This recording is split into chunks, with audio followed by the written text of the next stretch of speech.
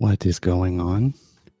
This is TJRS, the John Ross Show, back from a 3-month sabbatical, and I'm going solo tonight. So I have no co-host, no no guest, just me, and only me. You had me for the entire hour from 7 to 8, and my neck is starting to swell. Not swell, but it's starting to itch. I'm already starting to get the nerves from this, if you can believe it. I've only been on the air for about a minute. So, I hope y'all are having a good evening. Happy St. Patrick's Day to all out there. It was hell of a great parade we had here in the city. Kind of one of the reasons why I wasn't streaming earlier today, because I planned to do a Twitch only stream, and then I was like, nope, can't do that, because then the audio would bleed through. Hey, emo. So with that said, there's a few things, actually a lot of things to talk about tonight. Starting with a Democratic Socialist running in the state of California. James Coleman is running in San Mateo County, California, as a Democratic Socialist trying to represent the workers against the corporate interest. Did an interview with Piper Winkler in Jacobin magazine. And if I can get to my screen share, well, I'll get my screen share in a moment. Also, it's a Jacobin heavy show tonight. Went through hell to actually decide what to talk about. And of course, there's a lot of things to talk about tonight. First off, before I get started, emo is now in the chat. If anyone can hear me, because during my self-imposed hiatus, I got a brand new, well, not brand new, but I got an upgrade in the technical situation.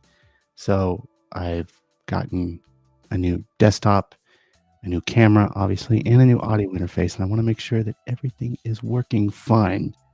So if there's anyone in the chat, emo, if you're in the chat, if you could give me a thumbs up, thumbs down, yes, no, maybe, so that you can hear me clearly, I'd appreciate it. But in the news segment tonight, so there's Democratic Socialist James Coleman running for state assemblyman in San Mateo County, California, as a Democratic Socialist, was interviewed by Piper Winkler in Jacobin magazine. Again, this is a Jacobin heavy show tonight. Maura Lavelle in Jacobin is writing about Ukrainian refugees at the Polish border fleeing Russia due to the tyrannical government of Vladimir Putin and the lying in Russian state media, basically saying that there's nothing to be concerned about regarding the Ukrainians, and that's all just a bunch of BS, simply put. Alex Press in Jacobin as well, talking about iron workers and their charges of unfairness against G&D Integrated and their labor practices. And last, going down deep with the Majority Report, remembering on St. Patrick's Day, their late great comrade, Michael Brooks, and his roasting of Sam Cedar on St. Patrick's Day. I guess it would be about 3 years ago. And I just closed some out of an article, so let me pull that back up. Good thing I took notes, because and put links in the sounds good so far. Great. Thumbs up. Because I mean, seriously, what I was using before, I mean, with the V card, the sound card rather, and it was terrible. I mean, this actually, having done multiple testing for the last week, actually last month, to see how this would work. So I'm actually glad that it finally worked. So hopefully in the playback, in the finished product, that it'll work. You could finally hear it. You could finally be able to hear it. I'm still testing things. I mean, there's still some ambient noise in the background. You could probably hear. I did actually turn my air off, so that way it doesn't bleed through. Let's see. Okay. With that, let me do a screen share.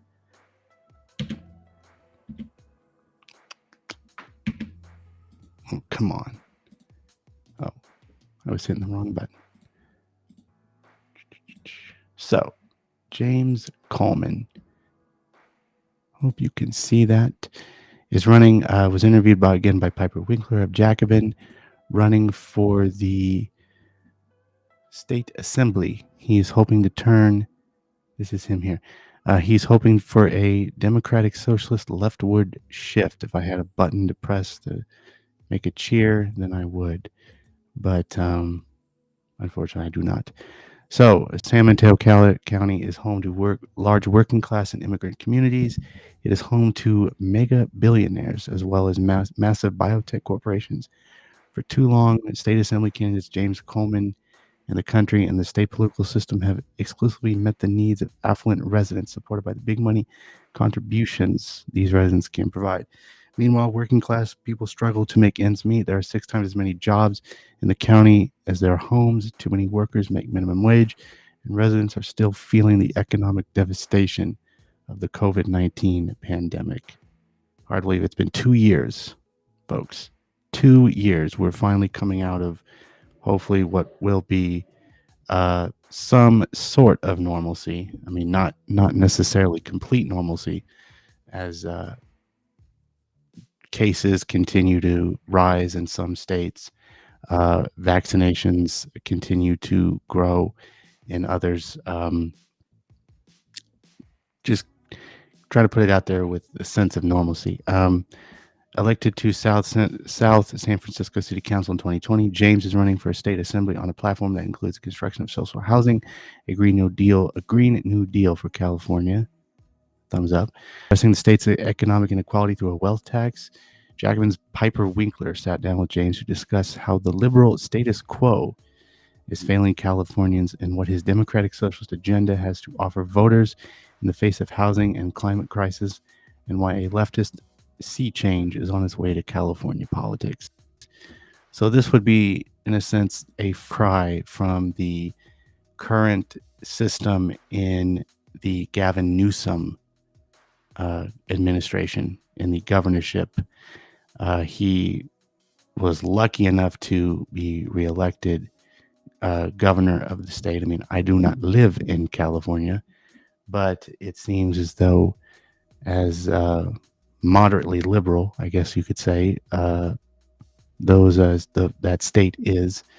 This could be a win-win scenario for Assemblyman Coleman, who is trying. I mean, he's basically running again as a democratic socialist in as a sort of, I would say, maybe a younger Bernie Sanders would be fair. Not necessarily younger like Bernie Sanders, like Bernie Sanders' agenda is probably what I mean. Also, probably more into also the AOC viewpoint as well. That's I mean, that'd be good, because I mean the unfairness that AOC has gotten in the last couple years since she's been elected. It's been what? I'm gonna have to count here. 1 minute. About 3 years, 3 4 years. She won in 2018, so yeah, about 4.5 years. So you know, he's a breath of fresh air basically for California if he gets state assembly person. And so there we go. On the I think I need my water. On the City Council of South San Francisco, you've launched a guaranteed income pilot program and focus on fighting for universal child care. How are these important for your constituency, and what are the key issues it faces? And he said the COVID pandemic has disproportionately wreaked havoc among our working families. The effects extend from housing care to child care in our educational system. I believe at California, you know what? I'm going to just do this. I'm going to look this up.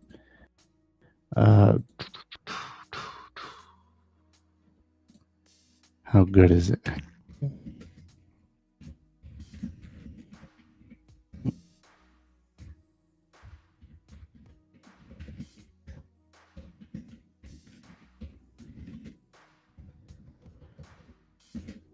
is, yeah, there we go. Um, Overall, California's educational system. I mean, again, I don't live in California, but this is just an example. Uh, where is it? Here it is. The lowest under the NAEP, the Nation's report card. Scores are much closer to the U.S. average of English learners. Are results are excluded. So in the high school area, more students are likely to take advanced placement classes and perform well than most other states. So overall, like California's educational system is below average, probably fair to say. Uh, the guaranteed income pilot program, we're trying to provide everyone with a minimum income to ensure financial stability so that everyone is able to buy food, have more flexibility in their schedules, and provide for themselves and their families. Our guaranteed income program pilot is very similar to Stockton's, would probably be his. It is providing $500 per month for 12 months for 160 families in need. We've seen that there is so much demand for these programs. Guaranteed income has been successful in its implementation of in Stockton and elsewhere. Stockton probably not his opponent. Take that back.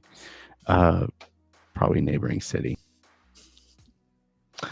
Many of its recipients benefit not only from added financial stability, but from better mental health and from feeling more supported in our community. It is very important to, where was I at? I lost my place.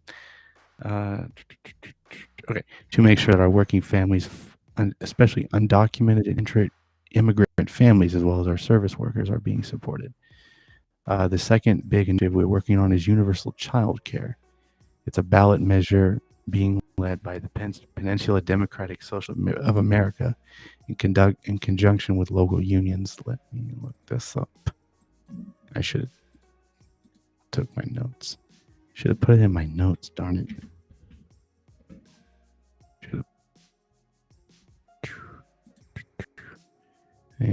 Okay.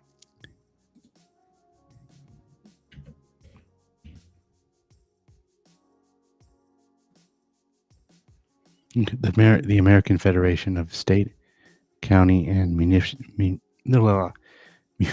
Employees is what it stands for, which represents a lot more child care workers in the UDW and CCPU. Hold on.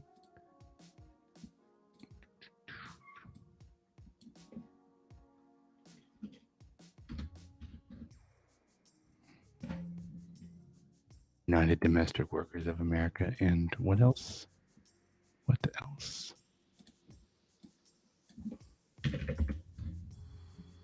United Domestic Work. Okay, so they're the same thing. They're the same thing. Okay. Represents family care providers. The measure would provide universal child care and preschool for all children from 2.5 to 5 years old. It also raises teachers' wages to a living wage. They'll probably have more than what they normally make in the state of California. The measure will be paid for by taxes on the largest corporations, big biotech companies located in South San Francisco, and it's a modest tax of $2.50 per square foot per year on commercial office space. This would yield $30 to $50 million every year, which would mean a lot for working class families as well as our teachers, many of which are underpaid, and it's important for the work that they do. The third initiative we've been working on is building social housing. Oftentimes on the city council, we're at the whims of private developers in terms of what gets built. These private developers are never concerned about building housing, but instead making a profit for themselves and their shareholders. If we truly want to treat housing as a human right, we need to take away that profit motive and ensure that we are building housing for the community that maximizes social benefit, maximizes affordability, and strives to achieve deeper levels of affordability. That way, we're supporting all levels of income in our communities and building mixed income communities where all the housing projects are self-sustainable. So basically what he's saying is, and then the quote here: if we truly want to treat how, if we want to truly treat housing as a human right, we need to take away the profit motive. Basically, not rejecting people, or uh, regardless of their status, regardless of their disability, orientation, gender identity, you name it. That there is a equalized housing affordability for everyone, in not really in California, but in the entire U.S. and making sure that everyone is able to be able to afford to have a place to live. And as someone who lives on Section 8 housing, I in a way, I understand it. I truly understand the wait, the wait times. It's just horrible, I guess you could say. Let's see. Wealth inequality, well, as a candidate, you brought attention to the issue of massive wealth disparity, not only in your county, but across the state.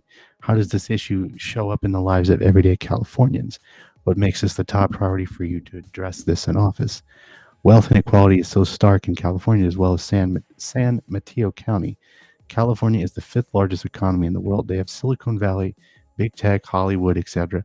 We have so much wealth. I mean, massive amounts of wealth that you just can't understand, that none of us can understand. I mean, we could try to figure it out as much as we can. We could try to like put it down in our heads. We try to calculate it. It's just so much wealth in the state of California. I mean, probably, yeah, the fifth largest economy, and probably just every little bit of how do you say, capitalist corruption, or however you would say it, on the table. And a lot of it is coming from Silicon Valley. A lot of it is coming from the big tech companies like Google and Microsoft, and on all these esteemed tech giants that we that give us these little devices in our pockets. We have hundreds of thousands of people who are struggling to make ends meet, who are experiencing housing insecurity and living on the street. So basically they're homeless, and that's not good. It's not good at all. It's terrible. At the same time, we have dozens of billionaires profiting immensely from COVID. Worldwide billionaires have seen their wealth grow by trillions of dollars during the pandemic, while many working families have suffered. The biggest corporations are currently bragging about record profits over the past year, and despite trying to pay cut their workers. In San Mateo County, the inequality is especially stark. We are working class communities, and we have working class communities and large immigrant communities as well. We adjacent to them are neighborhoods of very affluent people living in mansions. So, like, I hate to put it out there because I don't know if he actually lives there, but the Bezos type people, living in big corporate mansions, like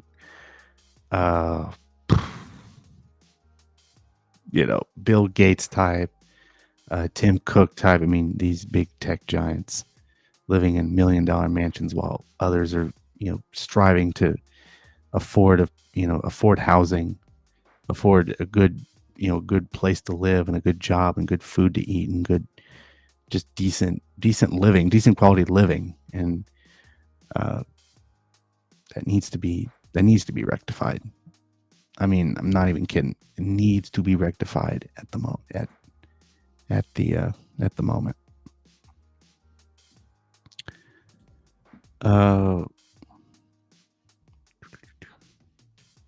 Yeah. Okay. We have so many. Okay. Already. Yeah. We have so many. What was I? Oh God. Star. We are working class. Okay. I already read that. Okay. Value of 2 million. We're in the first nation to hit that milestone. Yeah. We have so many families who are struggling to make ends meet, and making nowhere near a living wage. So basically, it's it's just terrible. I mean, their families trying again. They're trying to feed their. You got people trying to feed their families, and people like you know these big corporate elitist uh, millionaires or billionaires just being able to live comfortably in a $1 million, not even $1 million mansion, maybe even like more like $1 trillion mansion. And there are people, you know, outside of the business world that are doing that too, even though they're too. It's too early to name them here, but I hope that you all know who they are. At least those of you who are on the left. Uh, Making your living right now, to be able to afford a single family home in a country, you have to earn over $200,000 a year to be able to afford the mortgage. It's incredibly disappointing. It shows a lack of empathy and policy perspective on half of our state, which is yet to create a housing policy that works for everyone and not just the wealthy and the well connected. It is and she asked, you listed implementing wealth tax as a priority. What makes this as an important goal for you and your constituents? California is one of the largest regressive taxes, sales tax, and so forth in the country. We need a shift toward more progressive taxes that will make sure that the rich among us are paying their fair share. I support a wealth tax of the biggest billionaires and corporations, and we have a lot in California to make sure that they're paying their fair share and not being able to fully fund the resources and the programs that our working families are depending on. We are way past due of the paradigm shift in California politics. I believe that we are very close as Bernie won throughout the state, and about a third of of our legislature will be turning over in 2022. And as the fifth largest economy in the world, we can lead a variety of policy areas, including healthcare, climate change, wealth tax, and building truly affordable housing. So pretty much every socialist, I would say, yeah, pretty much every democratic socialist policy that Bernie supported and continues to support in during his campaigns and even now. Um, it's just amazing that again, these are just all easy routes to a better life. And when I say that, I mean they're easy routes to get to if people would just think of the little guy, so to speak. And it would be better. It'd be much better. You're focusing on democratizing politics for working people, first in the community and now at the state level. What negative effects the politics working for the wealthy and the well-connected has your community felt, and what will it take to change that, and who's involved? I think I'm just gonna skim through this because it looks kind of. I probably shouldn't have to read all of this. One of the biggest negatives of California politics is the amount of corporate money and special interest money that floods our political system. And if you'll excuse me, I need my water, so just hold on one moment.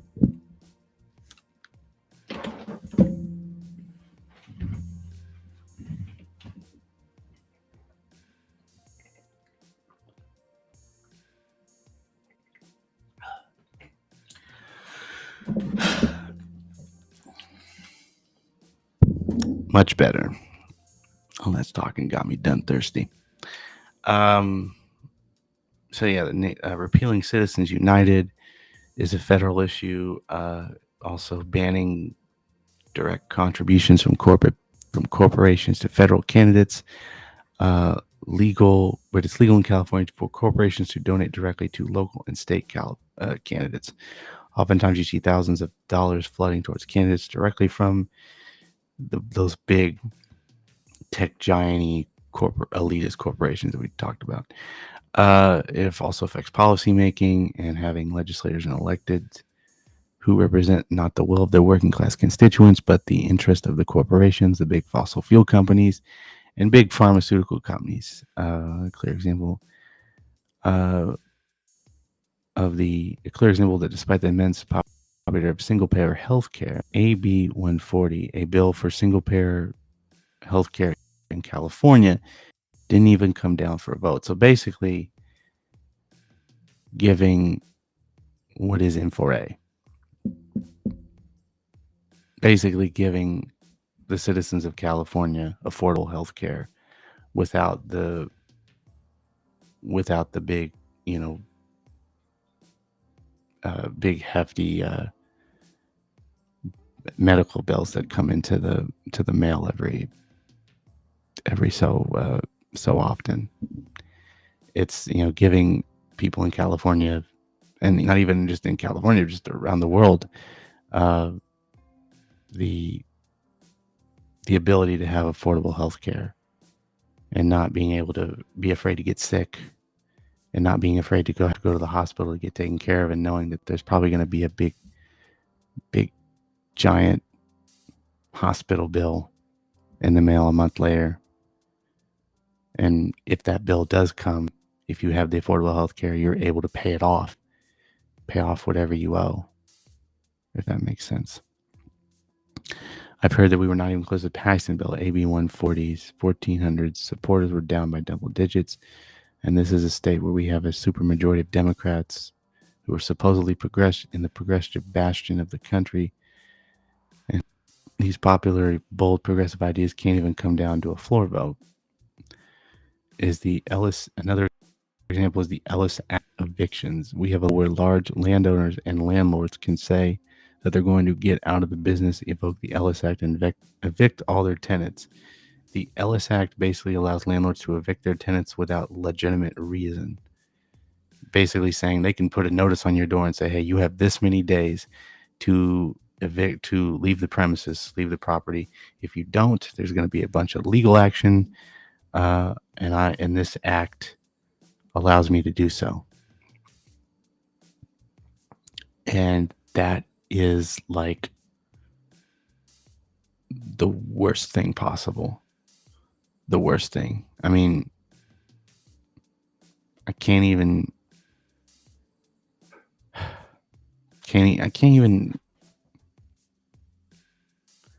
couldn't even know what that would be like, to have this despicable act allowing landlords to evict people for just no reason at all. We need to repeal or reform this act to protect against unfair evictions. There's a bill called AB 854 that tried to do this, but also didn't make it to the floor vote, and that's a massive shame. So AB 854 is, I guess, repealing the Ellis Act. That would say that to say to landlords no, like the exact opposite. Like, no, you have no reason at all to be evicting any tenant from their apartment building for whatever reason. Like, if they're paying their rent, if they're not causing any trouble, if they're not, then they have no reason to be evicted. Simple as that. And then this act allows, again, not to sound repetitive, but this act is allowing landlords to do that, and there's a bill that's preventing it.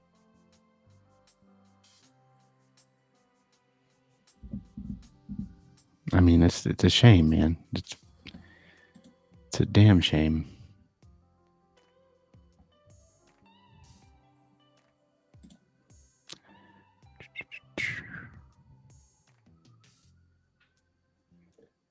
The core element of your platform is ensuring people who work in San Mateo, California County can afford to live there.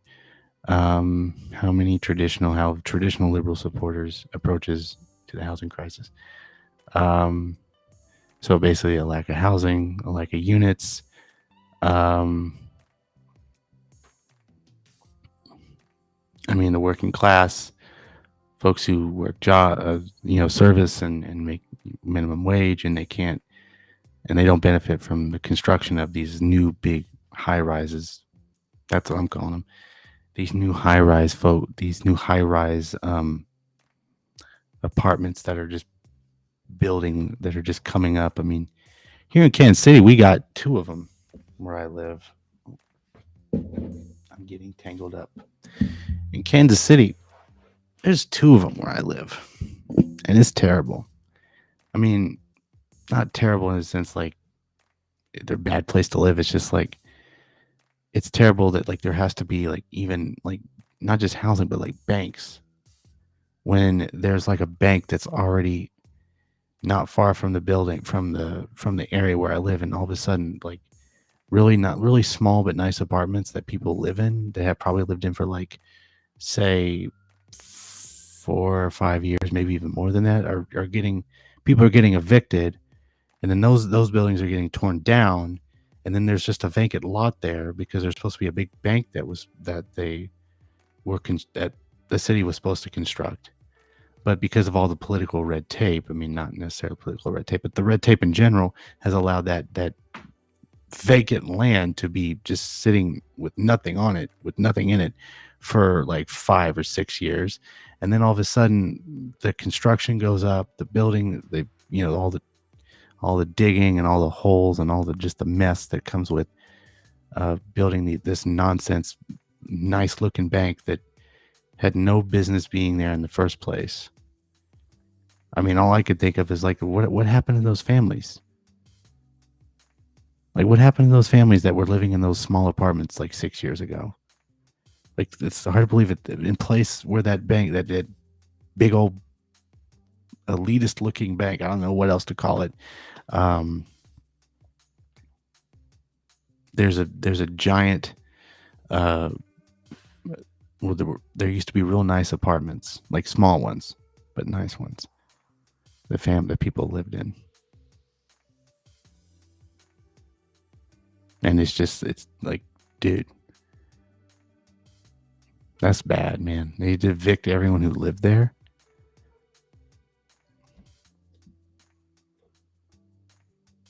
So this part here, like we build a lot of housing. Where are we building the housing for? If it's solely market rate or the largest proportion it is market rate, then we're only building housing for those who can afford it, but we're not building homes for the working class. So basically, yeah, those high rises that are usually built not just in California, not where just I live in Missouri, but everywhere. I mean, even the smallest town could have those real nice high rise apartments, and like, what are you building them for? You're building them for people who like make more than $1 million a month. Just putting it out there, just putting a number out there, that make more than say $2 million a month in a job. Again, just putting them. Those are the people that are going to be able to afford those high rises, those real nice houses, that real nice high rise housing. Not people like myself who live on Social Security and have a disability and all. It's just, excuse the neighbors. You're focused on protecting the community from climate change, taking measures like transitioning to green union jobs and decarbonizing your energy economy. How is climate change an imminent threat to South San Franciscans? And why is your democratic socialist approach the answer? Um, so at risk for a sea level rise on the coast side and the bay side. Also, I mean, California is well known for the wildfires. It's in the hills or in the community or in the polluted air. I mean, there's still going to be, I mean, that's a big problem, those wildfires. I mean, to think that, this summer we're probably going to be another risk at seeing what I'd call an orange sky, so to speak, from all the smoke and wildfires and all the people that live in those areas. It's just weird. It's just, well, not weird, but it's sad. That's all I can say. It's just sad. And included. So our generation will bear the brunt of the climate change, the sea level rise, wildfires, pollution, and so on. So our generation, I wonder what generation he's talking about, though. Millennial, Gen Z, Zoomer. I mean, or maybe all three. needs to have a hand in shaping policy to ensure that we are leaving no communities behind in our transition away from fossil fuels and towards renewable. Um, he says California is way past due for a shift toward a more progressive, more democratic socialist politics. I agree. And even though I do not live in California, I've seen a lot of dramatic things, you could say, on the news about mostly moderate liberals and like neoconservatives, like mainly moderate liberals. They're sort of, low opinion of putting a progressive stance on in the state of California. I mean, they're not obviously getting it with the Gavin Newsom right now, believe it or not. He says he supports Green New Deal and ensure that no one is left behind. It's in transitioning that former fossil fuel workers have pensions and restraining and job retraining programs. It means democratizing our energy production, making sure we have no small scale solar, and residents can take part in the energy production and taking ownership of public utilities out of the hands for profit investor owned utilities. They have the California Public Utilities Commission regulate energy transmission, and we have our local community choice programs handling energy generation and prioritizing the production of renewable energy. And they've already employed throughout California, but only the Pacific Gas and Electric. Unfortunately, they're the ones handling the transmission. But it could be through the CCA programs. So make the necessity investments in keeping infrastructure updated and for the sake of all residents. And that the PG&E has mismanaged their infrastructure, causing a lot of wildfire in California. And they were also responsible for the gas pipe explosion in San Bruno in 2010 that killed 8 people. And they need to be held for their actions. And I agree. And so, running as a democratic socialist, why do Californians need an alternative to the normal liberal politics? And instead of reading all this, I can probably give you my view of it. Mainly because, again, it's long overdue. I mean, you're not getting California in general is not getting a socialist, agenda, obviously, with Gavin Newsom. And maybe somebody else, whether it be governor, state assemblyman, senator, congressperson. What if they were? I mean, not really if. What? Yeah, I'll say it that again. What if a democratic socialist was better at running the state of California than the normal moderate neoliberal? I mean, I'm just putting it out there. If anyone knows what I mean.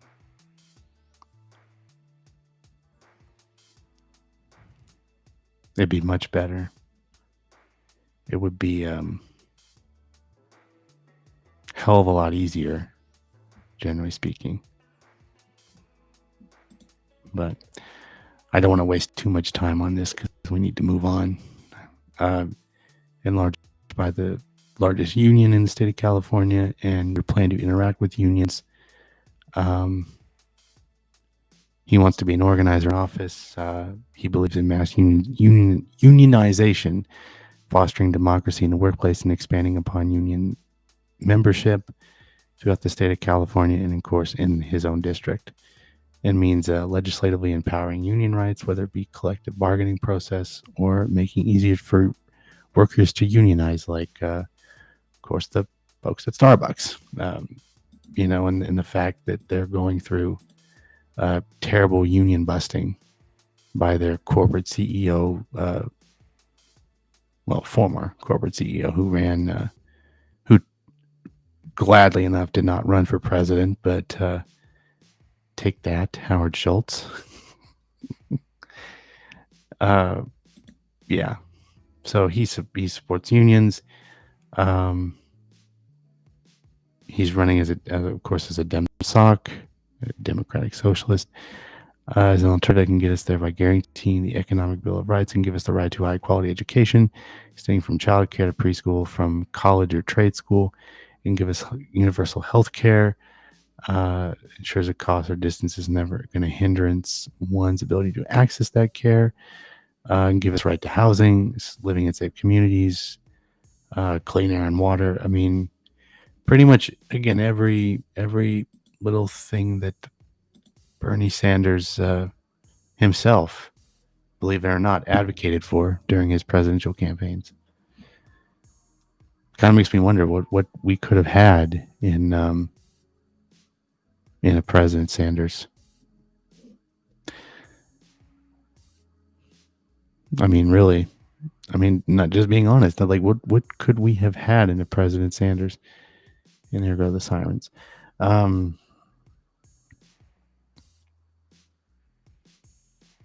Anyway, so I think I'm going to move on because I already spent half an hour. But this is who he is. This is James Coleman, running for state assemblyman as a Democratic Socialist in California.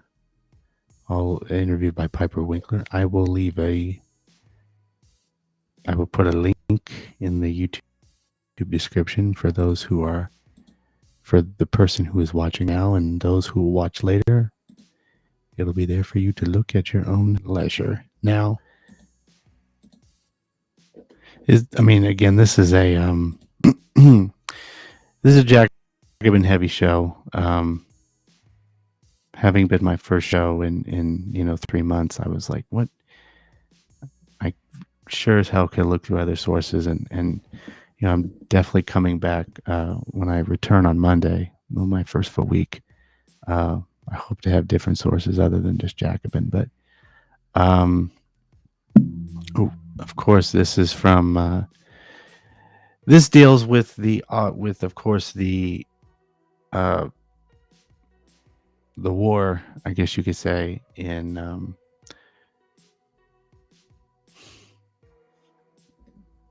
the war in between Ukraine and Russia. And I watched a fair few of it during my time away. And actually, I'm going to switch because I do want to. I watched a fair few bit of the what's going on in Russia with Putin and Ukrainians. And one of the things, first off, one of the major things I want folks to know who would watch this now or obviously watch later is that I stand in solidarity with the Ukrainian people. I think what's going on now in between Ukraine's and Russia is terrible. I believe Putin's an utter tyrant. And there goes somebody's car alarm. I believe that it's horrible all around. Sometimes it's just not easy to put into words how I feel about what's going on with the Ukrainian people and how even those living in Russia are being treated harshly by Vladimir Putin. And I know that I should be telling more about this situation. As I get further down into the line in the next few weeks, I promise you that I will. We'll have more to speak. I will have more to speak because hopefully my co-host will be back next week. I have to hit him up this weekend to see when he's ready. But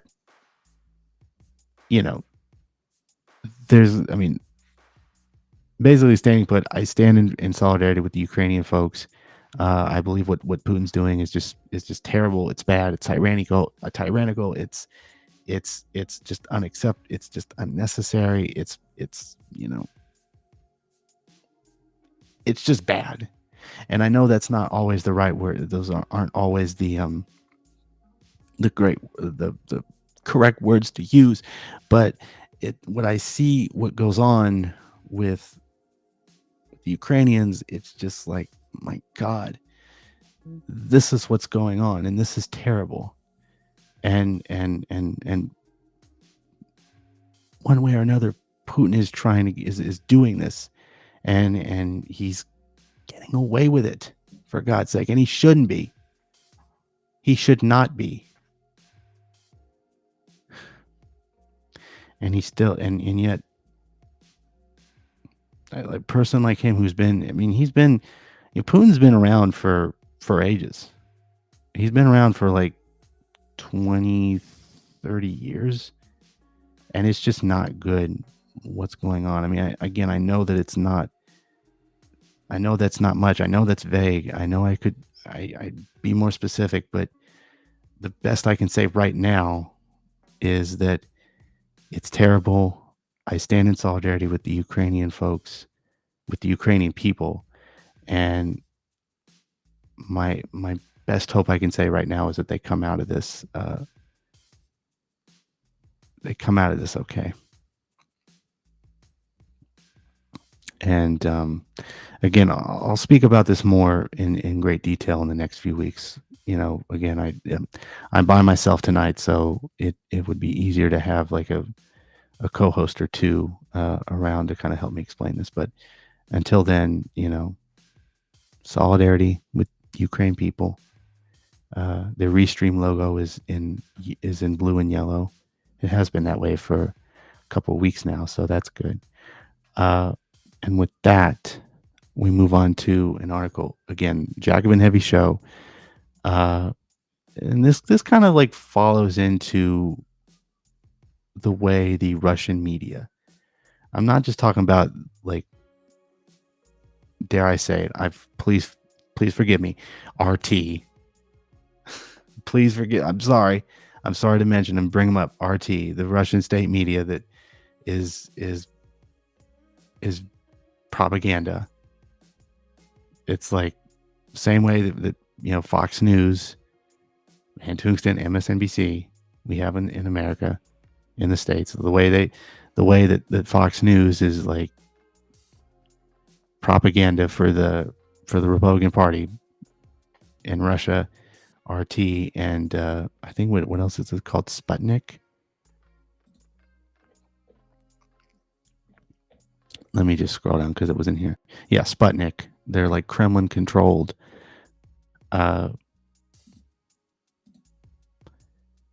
In the state of Russia. Okay, let me do this. Okay, so wait, no, not that. A Jacobin reporter, Mora Lavelle, I hope I said that right, was at the Polish border where Russian-speaking refugees outraged at the claims that Putin was protecting Russian speakers and the media's denial of horrors, the Russian media's denial of horrors that they saw with their very own eyes.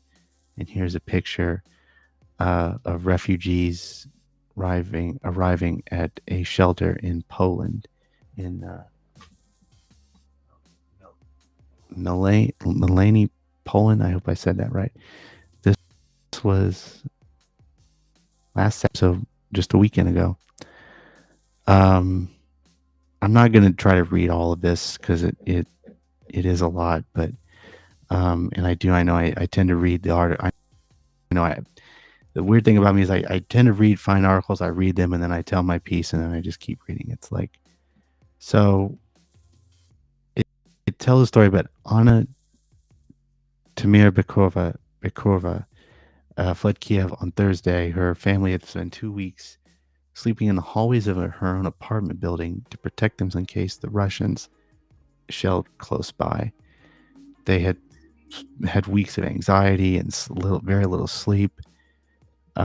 She basically, it's her relatives in Russia are believing the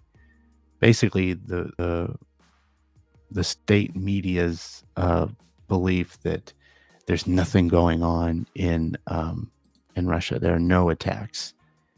And that's, excuse my language, for lack of a better term, bullshit. I mean,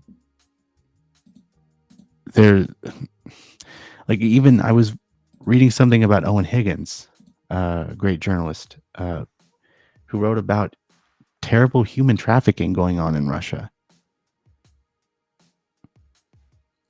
I mean, that alone renders me speechless. I mean, that's just like not the best thing to happen. And again, I know it's vague, but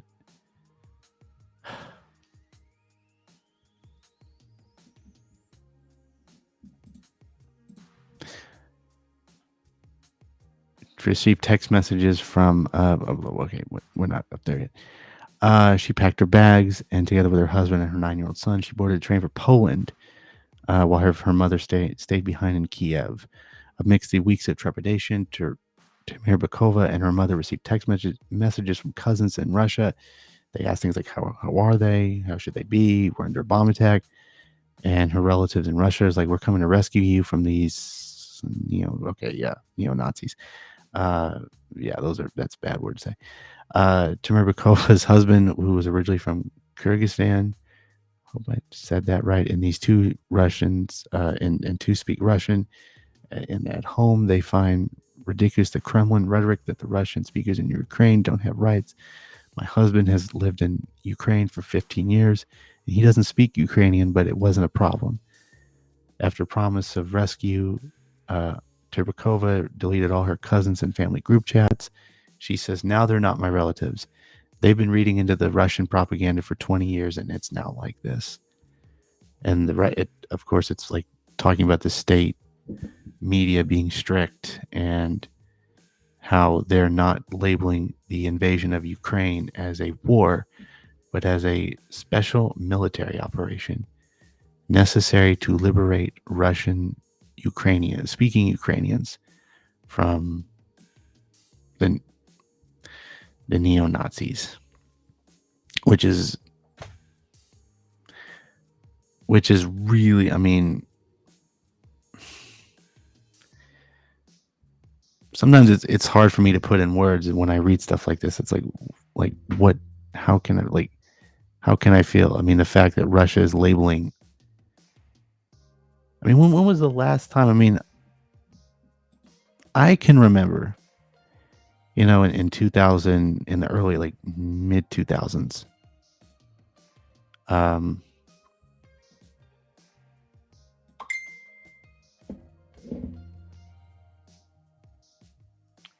sorry, a friend was texting me or messaging me.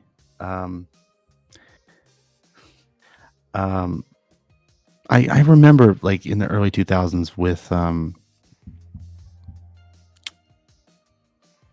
the President George W. Bush saying they were going to liberate Iraq, that we were going to be liberated as free, and the opposite happened. And it was just like, this is kind of how it feels in a way. I mean, not too dissimilar, but like it kind of feels that way in some form. And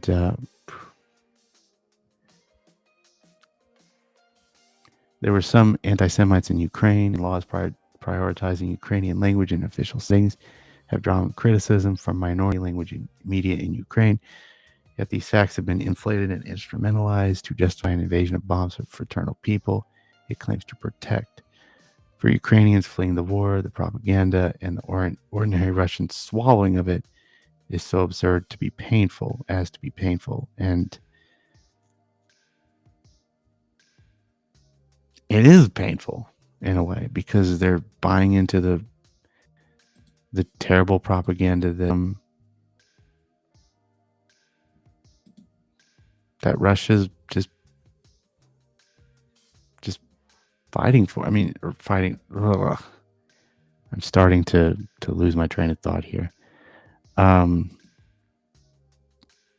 Basically, yeah, basically in plain English, the Russians are putting propaganda into their so-called news coverage, and that's why that YouTube and Others have like YouTube and other major like platforms have blocked them from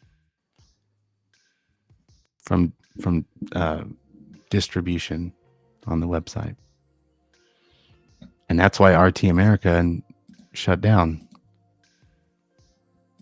because I mean that was long overdue, believe it or not.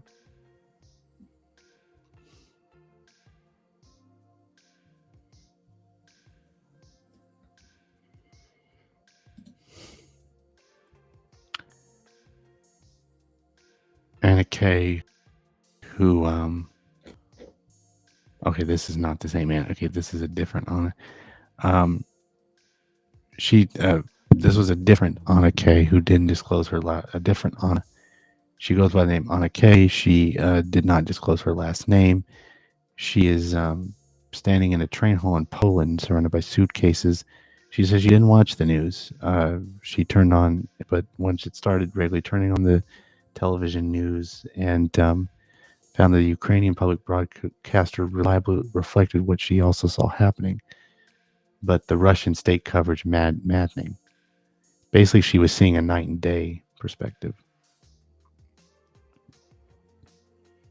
Basically, the Russian state media coverage saying how there was nothing to worry about, that Putin had this under control, when obviously it was the opposite. It was not under control. And Putin's tyrannical regime was just, I mean, what else can I say?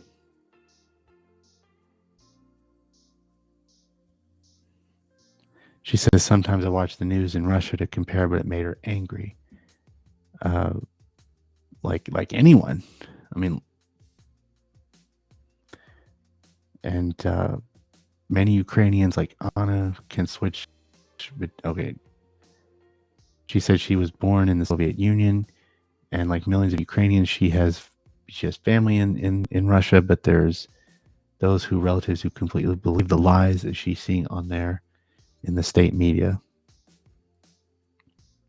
It's terrible. I mean, it's really terrible.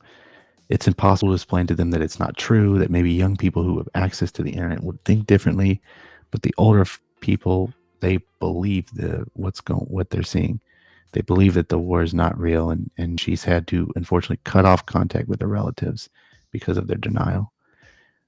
She said like well over 1.5 million Ukrainians are now looking for somewhere else to stay in Poland. She hopes that it will only be temporary. And then there's this thing here, I mean, of propaganda, the war, and how again, the state media that is, where is it? RT, Sputnik News. They're just feeding this endless lie of, I hate to say the word fake news, but I'll just reference it without actually saying it, but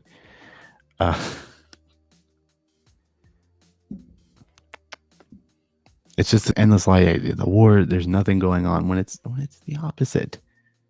It's the opposite. So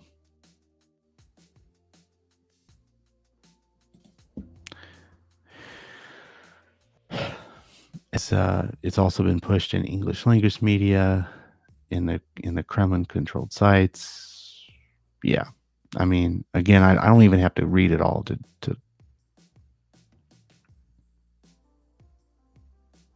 that they say that they don't attack common people, but it's not true, says Valerie Kalinowska, I think I hope I said that right, who was a medical student who fled for Poland, saying even if you didn't die from guns, there was no food, no water, no electricity.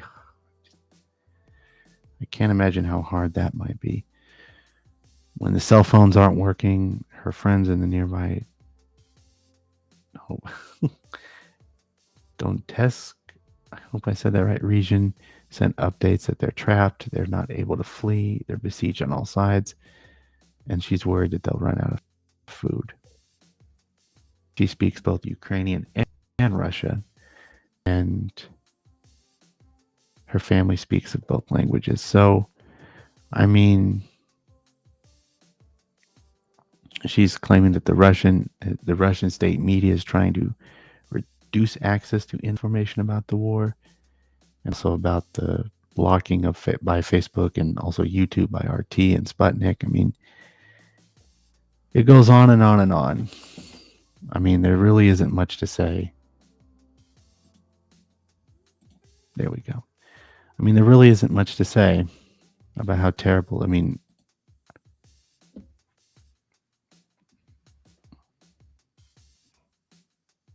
there really isn't much to say about how bad the situation in Ukraine is. We already know. We know every day.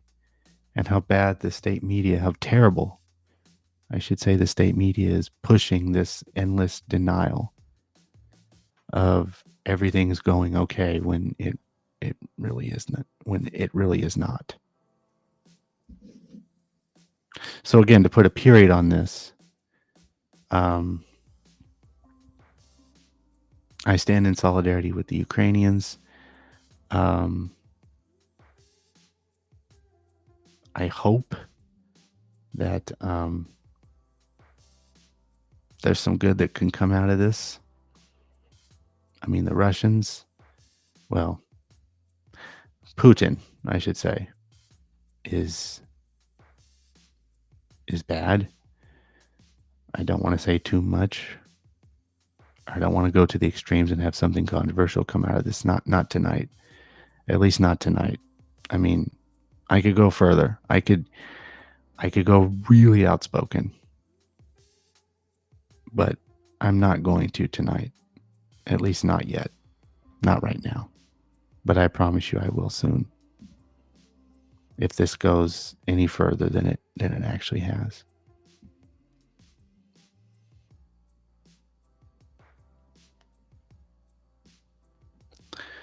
And with that, well, I don't think we're gonna get into the, unfortunately, the Alex Press article. What I will do is probably just leave a link into all these articles in the YouTube description, and then those who wish to do so can read them at their will. But I will probably cover this Monday. I forgot I take Fridays off, so there's no stream tomorrow. Hopefully my usual co-host Charlie will be back. Well, wait a minute, not Monday, Tuesday. I was off by a day.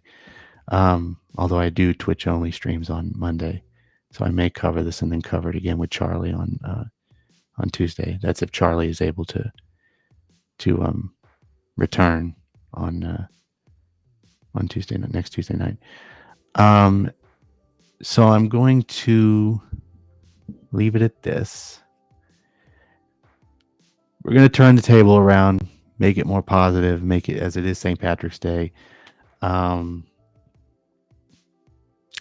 If any of you watch the Majority Report this evening, or not this evening, but this afternoon, today, they remember the late comrade Michael Jamal Brooks and his roasting of Sam Cedar on St. Patrick's Day. It looks like this is, I don't necessarily know. I'm going to share my note tab. I don't necessarily know when this is from, but I assume it is 3 years ago. I'm going to share my notes. It's like sharing notes in class, that kind of thing. I do not know when this is from, but I think it is 2018, somewhere in there. So yeah, let us. So I won't be able to get into the Alex Press article, unfortunately. Sorry, Alex.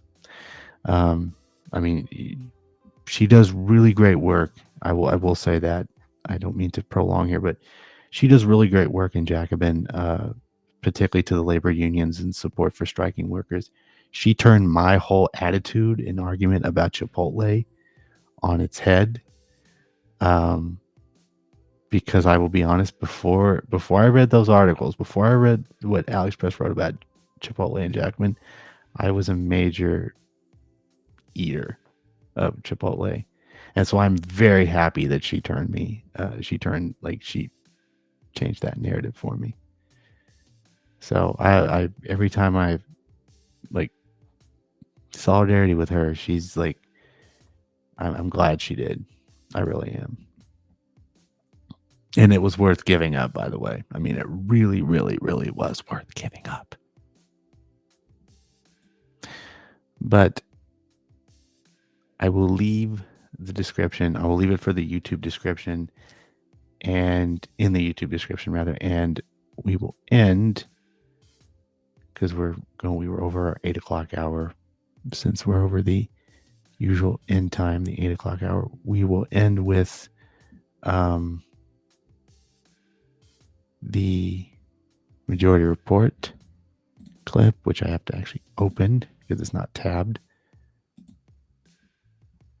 And nope, we're not doing that. We're not going to get copyright striked. I learned this in my I learned this new thing, actually having to worry about getting cut with ads during a live stream. I could just do this. I can tab, hyphen, pop up in YouTube, enter, and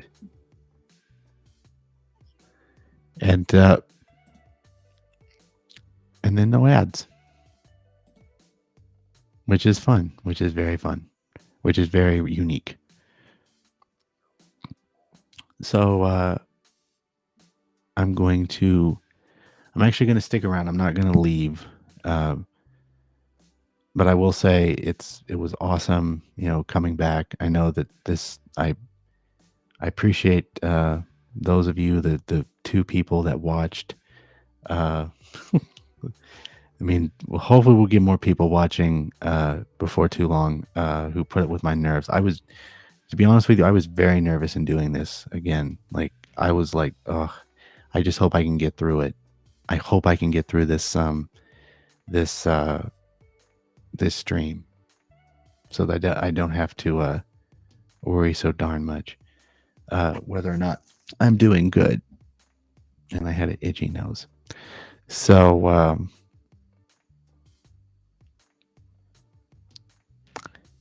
I'll stick around until the end of this segment,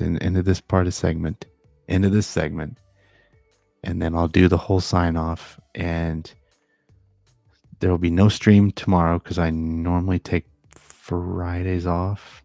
Well, there will be no main show. Twitch, maybe. I don't know. I'm still deciding whether or not to stream on Twitch tomorrow. If I'm feeling good, if I'm feeling right, if there's a need for me to talk, I probably will stream. And then Saturday, Sunday, I won't probably stream.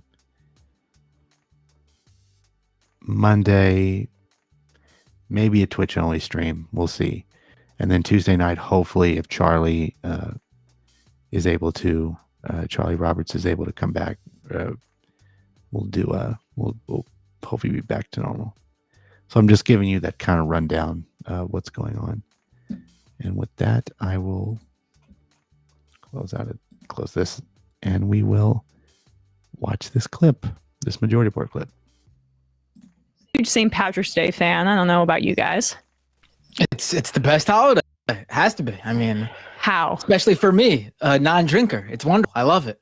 Oh yeah, it's like a little it's a little Santa Con-y here in New York City. Like it's just too many people dressed up, too many drunk people. I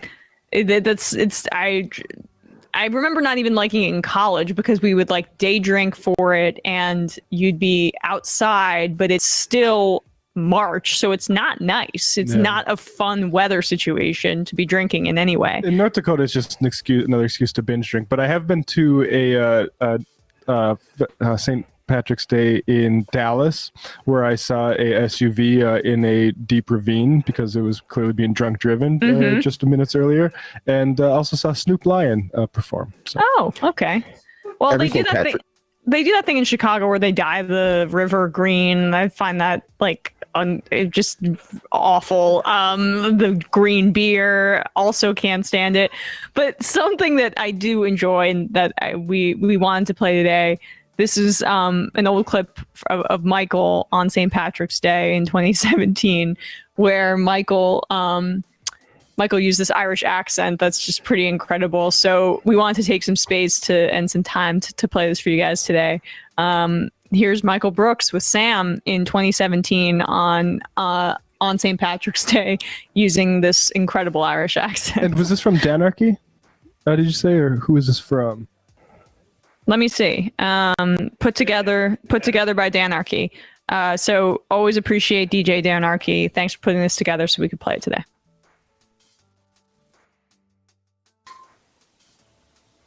You're surrounded by dancing leprechauns. Is it? It is St. Patty's Day, right? Aren't gonna go out and party tonight? Oh, dude, I'm gonna get wasted. Totally. It's Casual Friday. Yeah. This is the day where I literally will not go outside at all. Look at all those people out there having fun, Saul. I used to be them. No, not on St. Patty's Day, because I would get punched all over the face in classes. And I just wanted to read Social Security, but Irish guys who looked like Matt Damon would beat on me and call me all sorts of things. Appearing on the program today, Cliff Schechter, not Irish. An entire country just begs President Trump to just give up the idea that Barack Obama spied on him. Never. Let me just set the record straight on this whole St. Patty's thing that's blowing up all over the place here.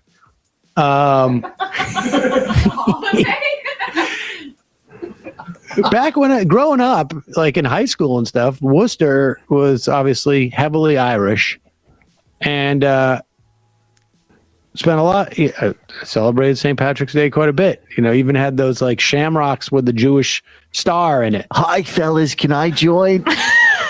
Get the fuck out of here, dude. Okay. Seamus, please. Sean,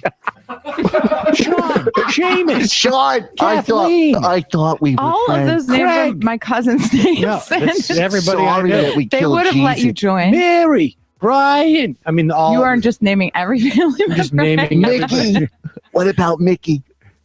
And Doyle. even like when I was in Boston a little bit, but the problem is that now, like those guys that I used to hang out with, now I see them as a problem. They come in from, they come in from I'm not saying Irish people. I'm just saying like,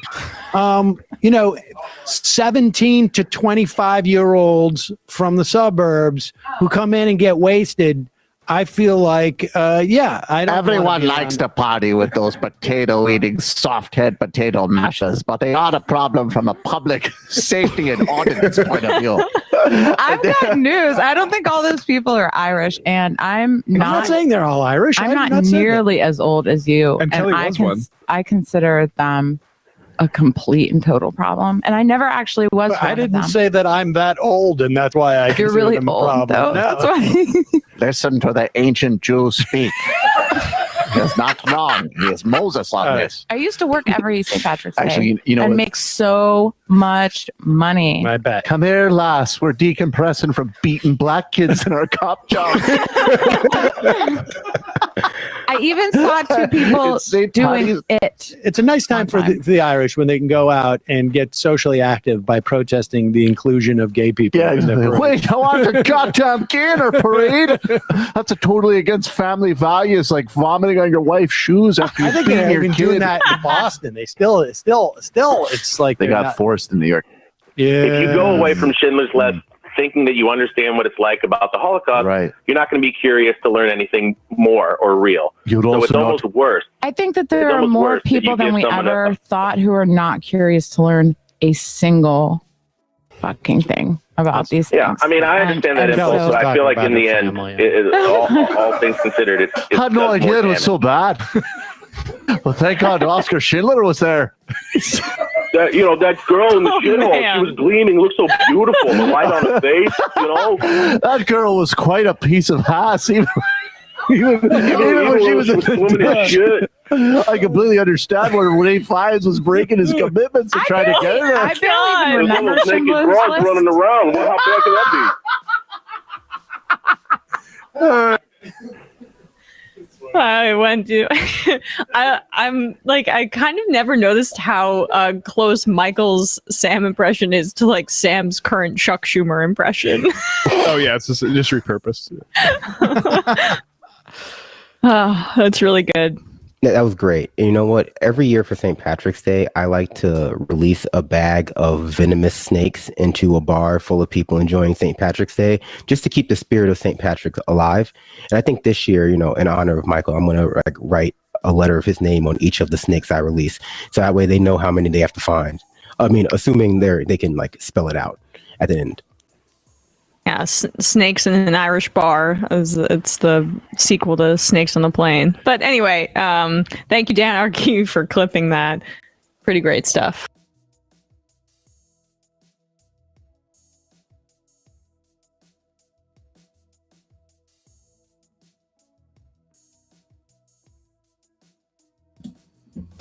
If I could just do a show, like one of these days, I'm just going to do a show where it's just all Majority Report and Michael Brooks clips, because I honestly can't get enough of it. I honestly cannot get enough Michael Brooks. Just awesome. I mean that in the nicest way possible. So as we went past our usual end time of 8:00, again, thanks to the 1 to 2 people who watched. Thanks to Emo Dragon in the chat for giving me the support. It's great to be back after 3 months. I mean, I took as much time off as I needed, but I'm looking forward to coming back and doing more of this and hopefully getting better as time goes on. So as it is Thursday night, so there won't be no main show stream tomorrow evening. It's Friday, so your day off. Although I'm still deciding maybe to stream on Twitch only. That's if I don't know how long though, because I'm usually supposed to do 8 hours a day, and even that's kind of 6 to 8 hours just sitting in front of a computer and just talking whatever. But I would manage. I would not complain. I would not complain at all. So with that, you can catch the show, Tuesday, Thursday, 7 to 9. But I think I'm gonna make that different, maybe 7 to 8 tonight, because it is my first show back. Hey, Chrysanthemum. Unfortunately, I'm about ready to sign off, so you're kind of late. Let's see. I'm on Substack, WordPress. I blog. I write. You could follow me on Twitter, Facebook, Twitch. Patreon is still being worked on, believe it or not. I think I'm going to need to have some extra assistance with that. But if you want to check it out, there's the website, patreon.com/TJRS. And of course, you can like and subscribe meaning hit the like button on YouTube, hit the follow button on Twitch. So like and follow, like and subscribe, like and subscribe on Twitch or on YouTube, follow on Twitch. And yeah, that's where I'm. I mean, again, it's great to be back after a long hiatus, 3-month hiatus. But yeah, so hopefully Twitch only tomorrow, and then I don't stream on the weekends unless entirely necessary. Unless there's something I need to do, then I stream on weekends. And then Monday is probably going to be a Twitch only stream, and then hopefully I talked to Charlie, and then we will hopefully be back in normalcy in a way for Tuesday. So with that, left is best. Rest in power, Michael Brooks. Rest in power, Ed Asner. Solidarity with the Ukrainians. And I will see you again very, very, very soon.